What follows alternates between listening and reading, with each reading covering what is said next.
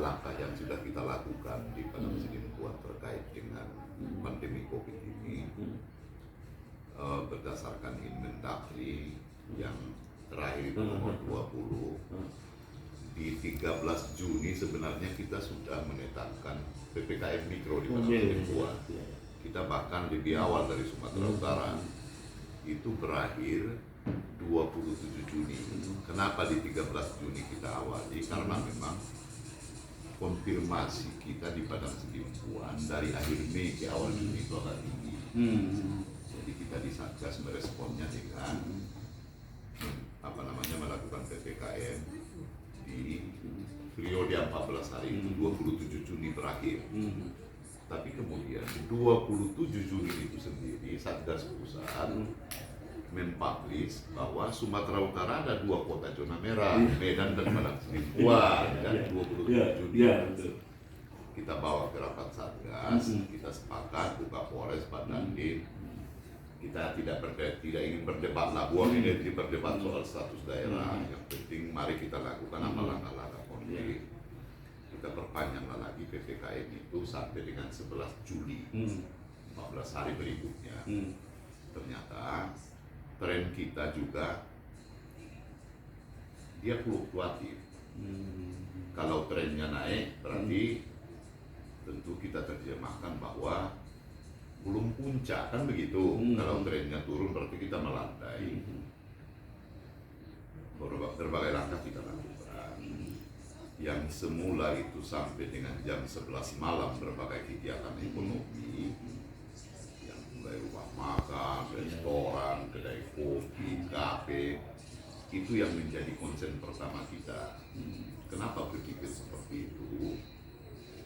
Kalau kegiatan di pagi hari sampai sore hari kita ganggu, itu kacamata kita sisi yang esensial itu akan berpengaruh pada pertumbuhan ekonomi. Maka itu tidak kita ganggu pasar. Pasar enggak kita ganggu. Tetapi kalau kegiatan di malam hari itu kan cenderung masyarakat kita yang berkumpul itu kan nongkrong dan nyantai. Yang mendapatkan manfaat di situ kan hanya si pelaku ekonomi, si pemilik kafe, pemilik restoran, pemilik rumah makan. Tapi jeda waktu kan kita berikan, kita sesuaikan menjadi jam 9 malam. Sumatera Utara waktu itu kan sudah jam 8, tapi kita beri toleransi 1 jam lain, jam 9 malam.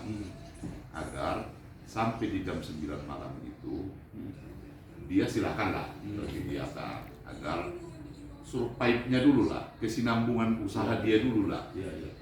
Dia berada pada break even point saja pun bagi kita sudah alhamdulillah kan, bisa dibayarnya gaji karyawan, bisa bayar listrik dengan kegiatan itu. Untuk beberapa tempat tertentu kita beri kesempatan kepada mereka di atas jam 9 itu boleh dia jualan, tapi dia take away, tidak boleh makan di tempat. Ada beberapa tempat, ada yang kita segel, ada yang lain-lain lah kita lakukan. Kemudian setelah pengumuman zona merah kan kita tambah kegiatannya dengan operasi justisi malam hari. Yang tidak menggunakan masker, kita swab antigen di lapangan untuk melihat perilaku kasus itu di Padang Sidempuan seperti apa. Dan alhamdulillahnya ternyata itu berdampak terhadap penerapan protokol kesehatan di masyarakat, walaupun tentu belum 100%. Kalau sebelum operasi justisi dengan model seperti itu kita amati di jalanan di Padang Sidempuan, lewat 10 orang naik sepeda motor, kalau ada 2 dan 3 pakai masker, udah alhamdulillah kita. Tapi setelah itu saya perhatikan, kalau lewat 10 sepeda motor, 7-8 sudah pakai masker. Masih ada memang yang bandel seperti itu. Tapi ini akan berkesinambungan. Insya Allah kita lakukan. Tanggal 11 Juli itu hari Minggu yang lalu kita perpanjang lah, menyesuaikan ke nasional kan, tanggal 20 kan. Jadi sebenarnya dengan provinsi dan nasional pun sudah lebih awal nih kita lakukan.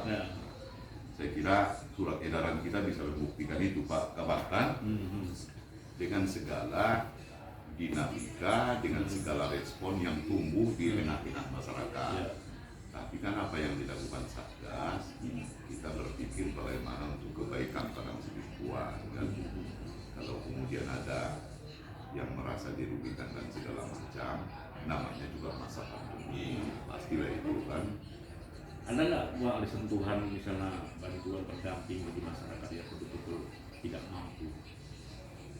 Jadi sasaran kita itu kita hitung secara ekonomi sebenarnya tidak berdampak sampai di tingkat seperti itu yang mewajibkan kita harus melakukan tindakan safety net kan dari pengaman sosial. Karena jumlah bantuan yang dari Kementerian Sosial pun di Padang Sidimpuan itu sudah mengcover keluarga miskin di Padang Sidimpuan. Walaupun memang data terpadu kesejahteraan sosial kita itu dengan kewenangan Menteri Sosial yang begitu luas, memang itu belum seluruhnya linear, belum mix seluruhnya, masih ada lah yang tidak duduk di situ. Karena juga perilaku masyarakat kita juga sebahagian kan sulit sekali mereka mau graduasi kalau padahal dari sisi ekonomi dia sudah membaik, tidak seperti itu. Jadi kalau terkait dengan ini, alhamdulillah langkah-langkah konkret itu kita lakukan di tanggal 27 ya, tanggal 7 atau tanggal 6 kemarin Satgas Pusat rilis lagi. Ternyata kita sudah zona kuning dengan risiko rendah. Yang zona merah itu justru Medan dan Sibolga lagi. Tapi kita tidak ingin berdebat apa sih parameternya, bagaimana Satgas Pusat menghitung scoringnya. Kita juga nggak terlalu peduli itu. Yang penting bagi kita ada langkah-langkah konkret yang kita lakukan merespon itu semua. Alhamdulillah kondisi terakhir semalam uji PCR kita sudah melandai. Hari minggu yang lalu masih begini-begini juga saya Pak Anto kan, karena hasil uji PCR kita itu kita uji 70 sekian orang, ternyata jumlah konfirmasinya masih mengkhawatirkan kita. Tapi kemarin terakhir kita uji, alhamdulillah itu sudah melandai. 16 yang kita rawat di ruang isolasi itu hari ini pulang 8 orang. 8 orang. Dengan demikian bor kita sudah turun melandai lagi. Jadi nggak sempat menumpuk ya? Sempat dia 16, 17. Ini kita menghadapinya.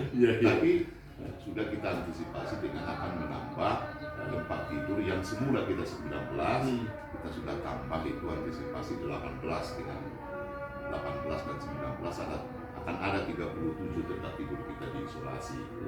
Tapi kondisi hari ini dari 16 yang kita rawat, alhamdulillah hari ini pulang 8. Tadi kawan-kawan saya kira sudah ke sana mengambil testimoni yang pulang ya. Sudah ya. Tapi kemudian tadi malam kita nambah 1 sehingga hari ini ada 9 memang yang sedang kita rawat di ruang isolasi. Di ruang karantina kita ada 8. Ada 8 yang kita rawat di sana. Insya Allah 1-2 hari ke depan akan pulang 5 itu karena sudah melampaui 14 hari masa isolasi. Alhamdulillah kalau Padang Sidimpuan seperti itu kurang lebih. Yang sektor esensial itu sengaja memang kita terjemahkan di daerah yang tidak akan berdampak secara ekonomi. Jadi kalau orang ribut, kenapa Jalan Tamrin, pasar enggak dikerjai sama Satgas? Karena kita punya pertimbangan seperti itu. Itu tadi ya itu dia. Tapi kalau teman-teman media yang lain tidak paham apa yang ada di otak kita, pastilah dia berpikiran macam-macam. Tapi kita nggak penting itu Bang. Yang penting bagi kita apa yang kita lakukan ini kita yakini sesuai dengan ketentuan yang ada dan kita berpihak untuk kepentingan masyarakat. Ini terakhir seperti itu. Apa yang disampaikan kepada publik dan masyarakat sehingga upaya kita untuk melakukan prokes dan seterusnya ini kepada masyarakat mungkin perlu disampaikan untuk menyelesaikan paling tidak kita menuju selesai mengakhiri pandemi ini. Sebenarnya ini kuncinya ada di individu kita masing-masing ini. Kalau Satgas sekuat apapun Satgas ini, tetapi kalau kemudian individu masyarakat tidak mengikuti apa yang disampaikan Satgas, maka masa pandemi ini akan berkepanjangan. Karena kuncinya kan adalah Prokes prokes. ya. Hulunya yang harus kita selesaikan. Hulu itu ada di individu masing-masing. Oh. Kalau saya tidak prokes, Ya. maka saya Iya, akan iya. berkemungkinan sekali akan terpapar karena saya tidak prokes, tidak cuci tangan, tidak Iya. masker, Iya, iya, tidak iya. menjaga jarak, Ya, ya, ya. tidak menghindari kerumunan yang akan berisiko tinggi dan seterusnya. Iya, iya. Kemudian hulu berikutnya apa lagi? Saya tidak vaksin. Oh. Maka kita harapkan masyarakat itu secara individu harus tumbuh kesadaran dengan prokes, ikut prokes. Yang kedua ikut vaksin, karena vaksin ini adalah cara untuk membentuk antibodi di masing-masing individu. Kemudian tentu dengan cara seperti ini kita berharap pandemi ini tidak akan berkepanjangan. Kalau pandemi ini bisa kita menuju nanti pada fase berikutnya barangkali akan menjadi endemi, barangkali kan sudah beradaptasi dengan kehidupan kita, karena para ahli kan menjelaskan virus corona ini kan tidak akan mungkin hilang, tetapi dia akan berada di tengah-tengah kehidupan kita. Maka kalau terbentuk di antibodi di kita masing-masing, saya kira di masa berikutnya sebenarnya kita akan kembali produktif secara ekonomi dan secara sosial. Baik, Seperti itu kurang lebih. Ya, terima kasih Pak Wali. Inilah disampaikan Pak Wali apa yang menjadi ini keinginan kita. Suasana ini kan tidak ada suasana kita sendiri, tapi suasana nasional dan internasional. Dan alhamdulillah hari ini Pak Wali sudah melakukan berupa action untuk ikut berpartisipasi, memerangi, menanggulangi, dan juga membantu masyarakat pada Sidipun khususnya untuk ikut andil bagaimana kita masyarakat tetap melakukan prokes kesehatan itu disampaikan kita, karena kita sendiri yang bisa melakukan itu. Kalau nggak kita sendiri karena apalagi tadi secara ekonomi kan memang UKM ini kan sebagai sokok guru perekonomian di pada Sidim Buat, dan itu sudah dilakukan upaya-upaya kebaikan itu Pak Wali, sehingga ada ketentuan khusus itu seperti itu mungkin Pak Wali ya. Terima kasih Pak Wali, semoga ini menjadi berkah dan masyarakat pada Sidim Buat khususnya, dan ini bisa menjadi contoh dari sampel bagi pemerintah kabupaten lain kondisi-kondisi seperti itu. Terima kasih Pak Wali. Oke.